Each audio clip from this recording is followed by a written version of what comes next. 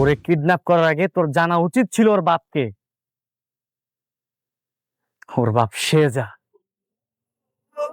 আমি চাইলে আমি চাইলে গুলিটা তোর বুকে করতে পারতাম, শুধু তুই মহিলা দেখে তোর ছেড়ে দিন। আচ্ছা, আমি আপনাদের হসপিটালের একটা ইনফরমেশন আসলে নেওয়ার জন্য ফোন করেছিলাম। জি বলেন। আচ্ছা, ইয়েস্টারডে কি আপনাদের হসপিটালে গুলিবিদ্ধ এমন কেউ অ্যাডমিট হয়েছিল, রাইট? ও, শেহজাদ চৌধুরী। হ্যাঁ হ্যাঁ হ্যাঁ হ্যাঁ, এক্স্যাক্টলি। হ্যাঁ, উনি তো বেঁচে আছেন, operation successful. Thank you, thank you so much. এটা তো খুশির খবর। জি জি ভাই, আলহামদুলিল্লাহ। ওর কি আগের সব কথা মনে পড়েছে? হ্যাঁ হ্যাঁ হ্যাঁ ভাই, আগের সব কথা মনে পড়েছে। লকার নাম্বার 92, এ ব্যাপারে কিছু জিজ্ঞাসা করেছেন? না ভাই, জিজ্ঞেস করিনি তো। ও আচ্ছা, ঠিক আছে, আমি ওকে ফোন দিচ্ছি। না না ভাই, প্লিজ আপনি ফোন দিয়েন না। ও সময় হলে নিজের থেকে আপনাকে ফোন দিবে। এটা একটা কারা করেছিল? কি আর করবে স্যার, দাউদ খানের লোক।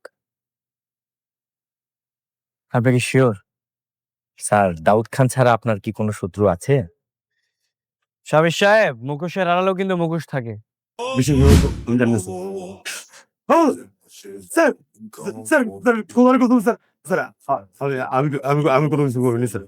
তুই বল, তোকে মারার অর্ডার কে দিয়েছিল? দাউদ খান দিয়েছিল? বল, দাউদ খান দিয়েছিল, বল। স্যার, উনি দাউদ খান না স্যার। স্যার, দাউদ খানকে আমি চিনি স্যার। উনি আমাকে পাঠান স্যার। আমাকে আরেকজন পাঠিয়েছিল স্যার। অন্য কেউ কে? স্যার, স্যার, আমি আমি দেখলে চিনবো স্যার। ছবি দেখলে চিনতে পারবি? জি জি স্যার। চিনতে তো তোকে হবেই। শাবির সাহেব, স্যার, ওরে আমার হেফাজতে রাখেন। হাসপাতালের বেডে শুয়ে থাকা এক স্মৃতিভ্রম হওয়া মানুষ, যার নিজের স্ত্রীর চেহারা পর্যন্ত মনে নেই, সেই যখন শুনে তার মেয়েকে কিডন্যাপ করা হয়েছে, তখন তার শিরায় শিরায় কিভাবে আগুন জ্বলে ওঠে তা আমরা আজকের পর্বে দেখলাম। শরীর থেকে স্যালাইনের সূচ টেনে ছিঁড়ে পেলে রক্তমাঠা ব্যান্ডেজ নিয়েই সে যখন শত্রুর ডেরায় পাহা রাখে, তখন পুরো আন্ডারওয়ার্ল্ড কেঁপে ওঠে। একদিকে নিজের হারানো স্মৃতি, অন্যদিকে রক্তের সম্পর্কের টান, আর এর মাঝেই নিজের সাম্রাজ্য ফিরে পাওয়ার এক অবিশ্বাস্য লড়াই। দুনিয়ার টাকার গোলাম নাটকের ১৭ নম্বর পর্বটি যেন বাংলা নাটকের ইতিহাসে এক নতুন মাইল ফলক তৈরি করেছে। আজকের পর্বে শেহজাদ চৌধুরী প্রমাণ করে দিয়েছে, বাঘ আহত হলেও সে বাঘই থাকে এবং তার গর্জন আগের চেয়েও ভয়ঙ্কর হয়। বন্ধুরা, আজকের এই রিভিউতে আমরা প্রতিটি দৃশ্যকে এমনভাবে কাটাছেঁড়া করব যা আপনাদের ভাবনার জগতেও এক নতুন আলোড়ন তুলবে। শুরুতেই যদি আমরা হাসপাতালের সেই হৃদয় বিদারক দৃশ্যের কথা বলি, তবে বলতে হয় ভালোবাসার চেয়ে বড় কোনো ত্যাগ হতে পারে না, আবার ভালোবাসার চেয়ে বড় কোনো কষ্টও নেই। শেহজাদ যখন মৃত্যুর সাথে পাঞ্জা লড়ছিল, তখন তার রক্তের প্রয়োজন দেখা দেয়। ফ্রিয়া নিজের জীবনের মায়া না করে, বিন্দুমাত্র চিন্তা না করে নিজের রক্ত দিয়ে শেহজাদকে বাঁচিয়ে তোলে। একজন স্ত্রীর কাছে এর চেয়ে বড় চাওয়া আর কী হতে পারে, যে তার স্বামী সুস্থ হয়ে তার দিকে তাকিয়ে একটু হাসবে? কিন্তু নিয়তির কি নির্মম পরিহাস! শেহজাদ যখন চোখ মেলে তাকায়, তখন সে তার সামনে দাঁড়িয়ে থাকা ফ্রিয়াকে চিনতেই পারে না। শেহজাদের সেই শীতল দৃষ্টি এবং ফ্রিয়াকে উদ্দেশ্য করে বলা কথাগুলো যেন ফ্রিয়ার বুকে ছুরির মতো বিদ্ধ হচ্ছিল। আপনারা একবার ফ্রিয়ার মানসিক অবস্থার কথা চিন্তা করে দেখুন। যে মানুষটির জন্য সে নিজের রক্ত দিল, যে মানুষটিকে সে নিজের জীবনের চেয়েও বেশি ভালোবাসে, সেই মানুষটি যখন তাকে বলছে যে সে তাকে চেনে না, তখন একজন নারীর মনের ভেতর কতটা রক্তক্ষরণ হতে পারে তা ভাষায় প্রকাশ করা কঠিন। শেহজাদের এই স্মৃতিভ্রম বা অ্যামনেশিয়া গল্পের একটি বিশাল টার্নিং পয়েন্ট। শেহজাদ তার অতীতের অনেক কিছুই মনে করতে পারছে। সে জানে সে কে, তার ক্ষমতা কতটুকু, কিন্তু মাঝখানের যে সময়টাতে সে ফ্রিয়ার সাথে একটি ভালোবাসার সম্পর্ক তৈরি করেছিল, সেই অমূল্য সময়টাই তার স্মৃতি থেকে মুছে গেছে। এই ট্রমা শুধু শেহজাদের নয়, এটি ফ্রিয়ার জীবনের সবচেয়ে বড় ট্র্যাজেডি হয়ে দাঁড়িয়েছে। কিন্তু শেহজাদ যখন জানতে পারে তার আদরের মেয়েকে কেউ কিডন্যাপ করেছে, তখন তার ভেতরের ঘুমন্ত আগ্নেয়গিরি যেন জেগে ওঠে। আপনারা কি খেয়াল করেছেন সেই দৃশ্যটি? শেহজাদ যখন হাসপাতালের বেডে বসে ফোনটি রিসিভ করে এবং তাকে মাত্র ৩০ মিনিট সময় দেওয়া হয় তার মেয়েকে বাঁচানোর জন্য, তখন তার চোখের দৃষ্টি সম্পূর্ণ বদলে যায়।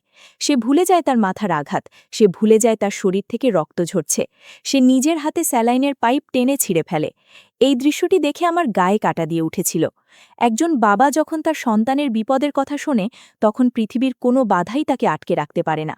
শেহজাদ নীল রঙের হাসপাতালের গাউন পরেই যখন তার দলবল নিয়ে বের হয়ে আসে তখন তাকে দেখে মনে হচ্ছিল সে সাক্ষাৎ যমদূত। তার হাঁটার স্টাইল, তার চোখের আগুন প্রমাণ করে দিচ্ছিল যে আজ সে কাউকে ছাড়বে না। যারা শেজাদকে স্মৃতিভ্রম হওয়া একজন দুর্বল মানুষ ভেবেছিল তারা হয়তো জানত না যে শেজাদের স্মৃতি হারিয়ে যেতে পারে, কিন্তু তার ভেতরের সত্তা, তার ভেতরের সেই মাফিয়া ডন কখনোই হারিয়ে যায়নি। কিডন্যাপারদের ডেরায় শেজাদের এন্ট্রি ছিল আক্ষরিক অর্থে হলিউড বা বলিউড লেভেলের। সারি সারি সাদা গাড়ি এসে থামল আর তার মাঝখান থেকে শেজাদ বেরিয়ে এলো। মহিলা কিডন্যাপারটি ভেবেছিল শেজাদ দুর্বল, সে হয়তো কিছুই করতে পারবে না, কিন্তু শেজাদ যখন তার দিকে বন্দুক তাক করে তখন কিডন্যাপারের চোখের ভয় স্পষ্ট বোঝা যাচ্ছিল। আর তার ঠিক পরপরই হেলিকপ্টারের সেই দুর্দান্ত এন্ট্রি। বাংলা নাটকে এমন বিশাল ক্যানভাসের অ্যাকশন দৃশ্য সত্যিই বিরল। শেজাদ মুহূর্তের মধ্যে পরিস্থিতি নিজের নিয়ন্ত্রণে নিয়ে নেয় এবং প্রমাণ করে দেয় যে তার মেয়ের গায়ে হাত দেওয়ার সাহস যারা করেছে তাদের এই পৃথিবীতে বেঁচে থাকার কোনো অধিকার নেই। মেয়েকে বুকে জড়িয়ে ধরে শেজাদ যখন বলে যে সে তার বাবা, তখন দৃশ্যটি একই সাথে অ্যাকশন এবং ইমোশনের এক অপূর্ব সংমিশ্রণ তৈরি করে। স্মৃতি হারিয়েও একজন বাবা তার সন্তানের স্পর্শ, সন্তানের গায়ের গন্ধ ঠিকই চিনতে পারে। শেজাদের এই ফিরে আসা শুধু একজন বাবার ফিরে আসা নয়, এটি পুরো আন্ডারওয়ার্ল্ডের কাছে একটি স্পষ্ট বার্তা যে রাজা ফিরে এসেছে। এরপর আসে সেই আইকনিক মিটিং রুমের দৃশ্য, যা আজকের পর্বের অন্যতম সেরা অংশ বলে আমি মনে করি।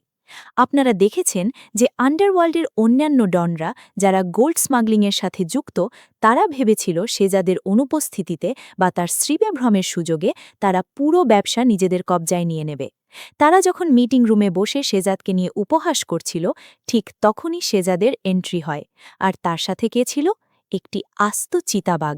হ্যাঁ বন্ধুরা, চিতাবাঘের এই ম্যাটাফর বা রূপকটি এখানে অত্যন্ত নিখুঁতভাবে ব্যবহার করা হয়েছে। চিতাবাঘ যেমন নিঃশব্দে শিকার করে এবং তার রাজত্বে অন্য কাউকে ভাগ বসাতে দেয় না, শেজাদও ঠিক তেমনি। শেজাদ গোলাপি রঙের স্যুট পরে যখন সেই রুমে প্রবেশ করে তখন তার আত্মবিশ্বাস এবং অ্যাটিটিউড ছিল দেখার মতো। সে স্পষ্ট জানিয়ে দেয় যে এতদিন তারা শেজাদের দয়ায় ব্যবসা করেছে, আর এখন থেকে গোল্ডের ইম্পোর্ট এবং এক্সপোর্টের পুরো নিয়ন্ত্রণ শুধু শেজাদের হাতেই। ডনরা যখন এর প্রতিবাদ করার চেষ্টা করে তখন শেজাদ টেবিলের উপর একটি পিস্তল রেখে রাশিয়ান রুলেট খেলার মতো একটি পরিস্থিতি তৈরি করে। সে এমন একটি মানসিক চাপ সৃষ্টি করে যে উপস্থিত সবাই তার বশ্যতা স্বীকার করতে বাধ্য হয়। শেজাদ বুঝিয়ে দেয় স্মৃতি হয়তো কিছুটা এলোমেলো হয়েছে, কিন্তু তার বুদ্ধি বা তার ক্ষমতা এক বিন্দুও কমেনি। তবে গল্পের সবচেয়ে বড় রহস্য দানা বাঁধে যখন শেজাদ তার বিশ্বস্ত ডান হাত শাফিজের সাথে সাদে কথা বলে। শেজাদ জানতে চায় মোহাম্মদপুরে সেই রাতে তার উপর হামলার পেছনের মাস্টার মাইন্ড কে ছিল। শাফিজ যখন দাউদ খানের নাম নেয় তখন শেজাদের তীক্ষ্ণ মস্তিষ্ক খুব দ্রুত একটি হিসাব মিলিয়ে ফেলে।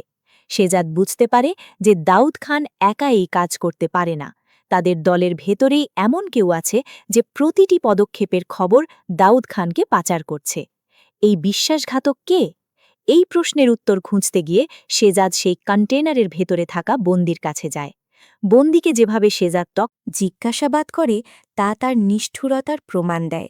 শেহজাদ যখন জানতে পারে যে দাউদ খান নয় বরং অন্য কেউ এই হামলার মূল নির্দেশদাতা, তখন গল্পে একটি বিশাল মোড় আসে।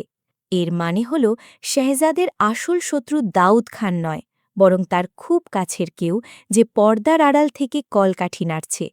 এই গুপ্তশত্রু কে হতে পারে? সে কি শেহজাদের দলেরই কেউ, নাকি আন্ডারওয়ার্ল্ডের অন্য কোনো ক্ষমতাধর ব্যক্তি যে এতদিন নিজেকে লুকিয়ে রেখেছিল?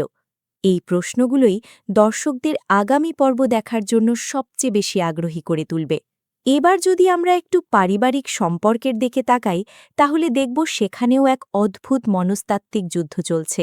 শেহজাদের বেডরুমের সেই দৃশ্যটির কথা ভাবুন।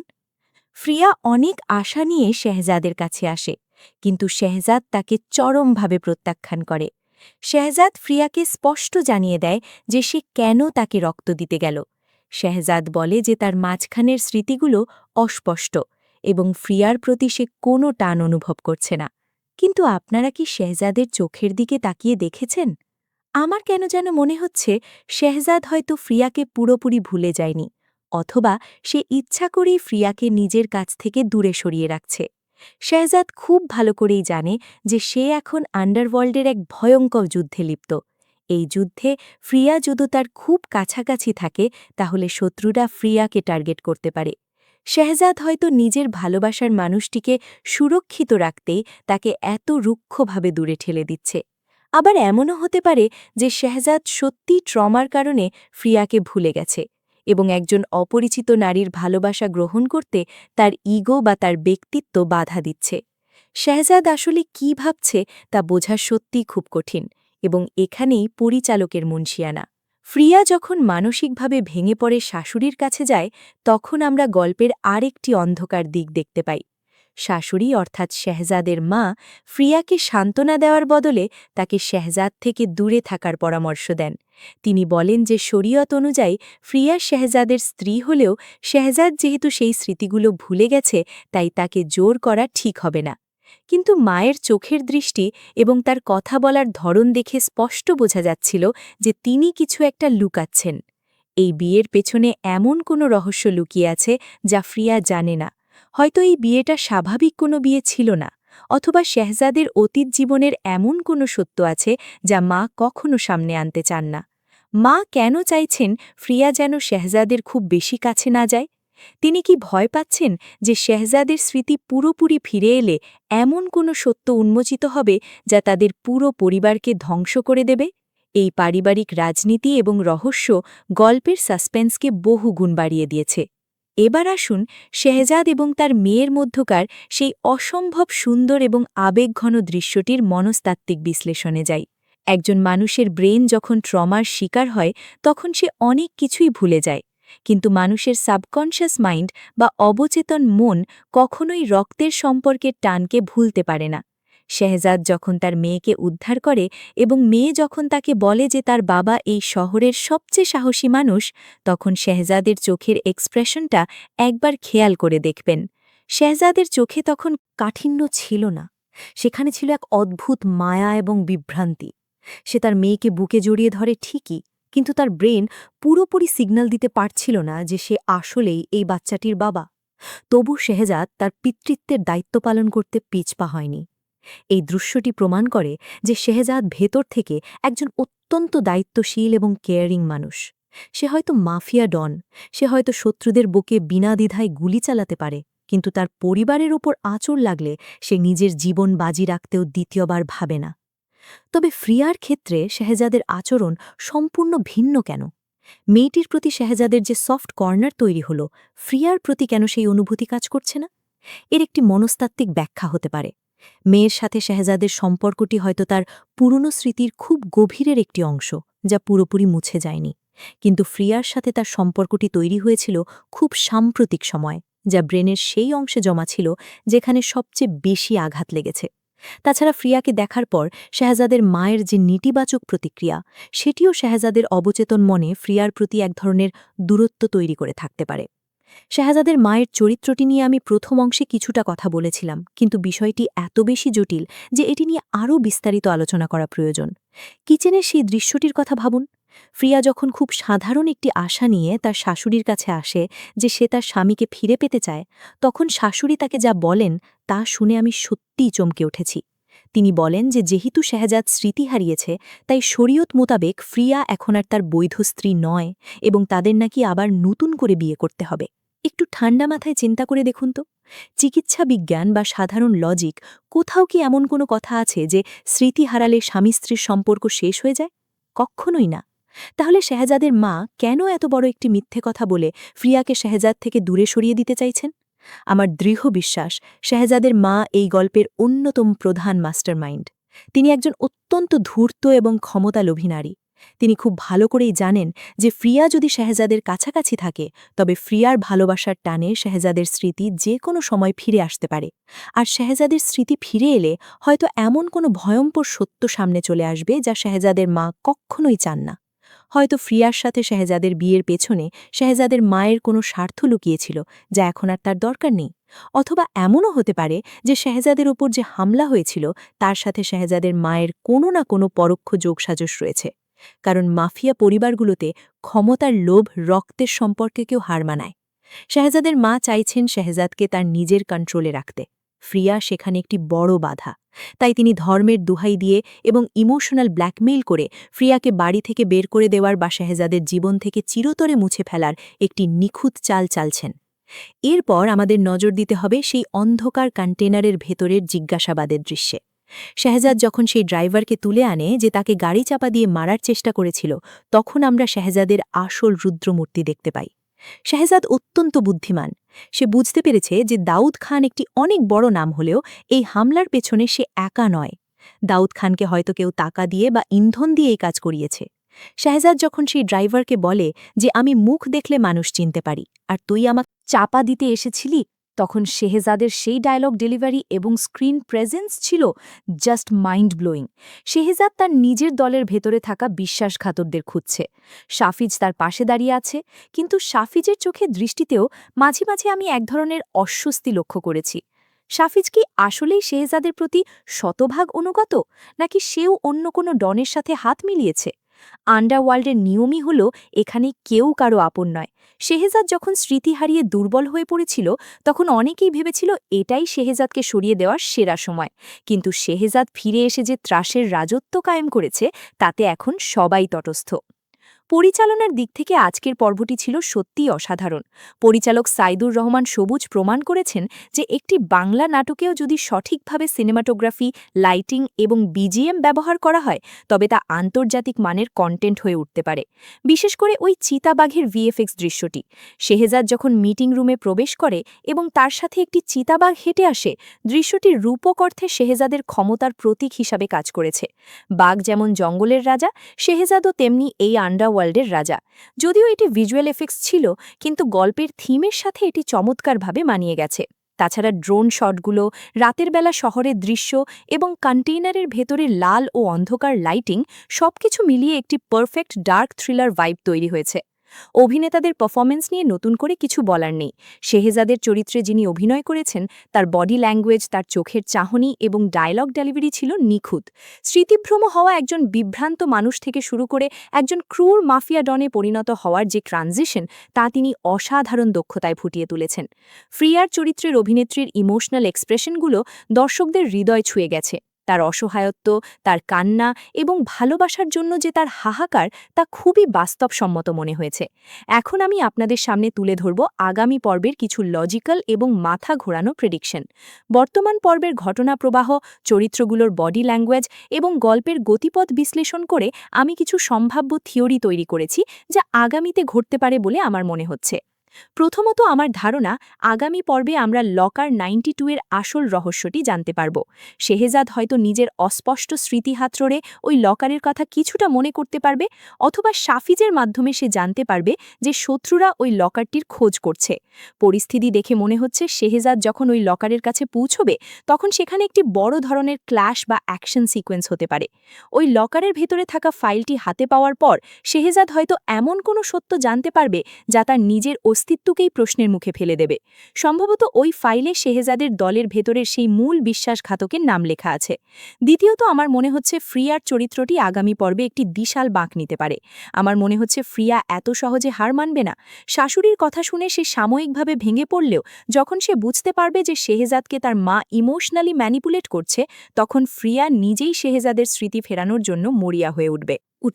হতে পারে প্রিয়া এমন কোনো বড় বিপদে পড়বে যা দেখে শেহজাদের ব্রেনে একটি বিশাল শকের সৃষ্টি হবে এবং তার স্মৃতি ফিরে আসবে।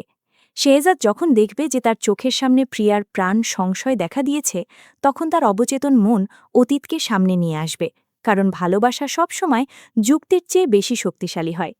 তৃতীয়ত, দাউদ খানের সাথে শেহজাদের যে দ্বন্দ্বের কথা বলা হচ্ছে, সেটি হয়তো দর্শকদের মনোযোগ অন্যদিকে ঘুরিয়ে দেওয়ার একটি ডিকয় মাত্র। আমার প্রবল সন্দেহ হচ্ছে শেহজাদের মায়ের উপর। সম্ভবত শেহজাদের মা নিজেই চাননি যে শেহজাদ এই মাফিয়া জীবন থেকে বের হয়ে আসুক বা প্রিয়ার সাথে একটি স্বাভাবিক জীবন যাপন করুক। তিনি হয়তো নিজের ক্ষমতা ধরে রাখার জন্য শেহজাদের শত্রুদের সাথে কোনো গোপন চুক্তি করেছেন। আগামী পর্বগুলোতে শেহজাদ যখন সত্যের খুব কাছাকাছি পৌঁছে যাবে, তখন সে আবিষ্কার করবে যে তার সবচেয়ে বড় শত্রু বাইরের কেউ নয়, বরং তার নিজের ছাদের নিচেই বসবাস করছে। এই আবিষ্কারটি শেহজাদকে মানসিকভাবে কতটা বিধ্বস্ত করবে তা দেখার জন্য আমি সত্যিই খুব অধীর আগ্রহে অপেক্ষা করছি। চতুর্থত, ওই অফিসে যে মেয়েটি ফাইল খুঁজছিল তার পরিচয় নিয়ে একটি বড় সাসপেন্স তৈরি হয়েছে। আমার মনে হচ্ছে ওই মেয়েটি শেহজাদের অতীতের এমন কোনো চরিত্র যাকে আমরা এখনও সেভাবে চিনতে পারিনি। সে হয়তো শেহজাদের বাবার আমলের কোনো পুরনো লয়াল কর্মচারী যে এখন শেহজাদকে বাঁচাতে চাইছে, অথবা সে শত্রুপক্ষের কোনো স্পাই যাকে ওই ফাইলে থাকা তথ্য চুরি করার জন্য প্ল্যান্ট করা হয়েছে। আগামী পর্বে ওই মেয়েটির সাথে শেহজাদের মুখোমুখি একটি দৃশ্য আমরা আশা করতে পারি, যা গল্পের মোড় পুরোপুরি ঘুরিয়ে দেবে। সবশেষে বলতে চাই, দুনিয়ার টাকার গোলাম নাটকটি যেভাবে এগোচ্ছে তাতে এটি বাংলা নাটকের দর্শকদের জন্য একটি সম্পূর্ণ নতুন এক্সপেরিয়েন্স তৈরি করছে। এখানে শুধু গতানুগতিক প্রেম ভালোবাসা বা পারিবারিক দ্বন্দ্ব নেই, এখানে আছে ক্ষমতার লোভ, বিশ্বাসভঙ্গের যন্ত্রণা এবং একজন মানুষের নিজের অস্তিত্ব খোঁজার লড়াই। শেহজাদ কি পারবে তার হারানো স্মৃতি ফিরে পেতে? প্রিয়া কি পারবে তার ভালোবাসা দিয়ে শেহজাদের মনের বরফ গলাতে? শেহজাদের দলের আসল বিশ্বাসঘাতক কে? এবং লকার 92 এর ভেতরে আসলে কি এমন রহস্য লুকিয়ে আছে যা পুরো শহরকে কাঁপিয়ে দিচ্ছে? এই সব প্রশ্নের উত্তর পেতে হলে আমাদের অবশ্যই পরবর্তী পর্বগুলোর জন্য অপেক্ষা করতে হবে। বন্ধুরা, আজকের এই বিস্তারিত বিশ্লেষণ এবং রিভিউ আপনাদের কেমন লাগলো? আমার প্রেডিকশনগুলোর সাথে কি আপনারা একমত, নাকি আপনাদের মনে হচ্ছে গল্প অন্য কোনো দিকে মোড় নিতে পারে? লকার 92 এর ভেতরে কি থাকতে পারে বলে আপনারা মনে করেন? আপনাদের যে কোনো মতামত, থিওরি বা চিন্তাভাবনা অবশ্যই নিচে কমেন্ট করে আমাকে জানাবেন। আপনাদের প্রতিটি কমেন্ট আমি পড়ি এবং সেগুলো আমাকে নতুন করে ভাবতে সাহায্য করে। যদি আজকের এই রিভিউটি আপনাদের ভালো লেগে থাকে তাহলে ভিডিওটিতে একটি লাইক দিতে ভুলবেন না, কারণ আপনাদের একটি লাইক আমাকে আরও ভালো এবং গভীর বিশ্লেষণধর্মী কন্টেন্ট তৈরি করতে অনুপ্রেরণা যোগায়। আর হ্যাঁ, যারা এখনও আমাদের চ্যানেলটি সাবস্ক্রাইব করেননি তারা এখনই সাবস্ক্রাইব করে পাশে থাকা বেল আইকনটি অন করে দিন, যাতে দুনিয়া টাকার গোলাম নাটকের পরবর্তী পর্বের রিভিউ এবং প্রেডিকশন আসার সাথে সাথে সবার আগে নোটিফিকেশন আপনার কাছে পৌঁছে যায়। বাংলা নাটকের এই দারুণ যাত্রায় আমাদের সাথেই থাকুন, সুস্থ থাকুন, ভালো থাকুন। দেখা হবে খুব শিগগিরই নতুন কোনো রিভিউ নিয়ে। ততক্ষণের জন্য বিদায়।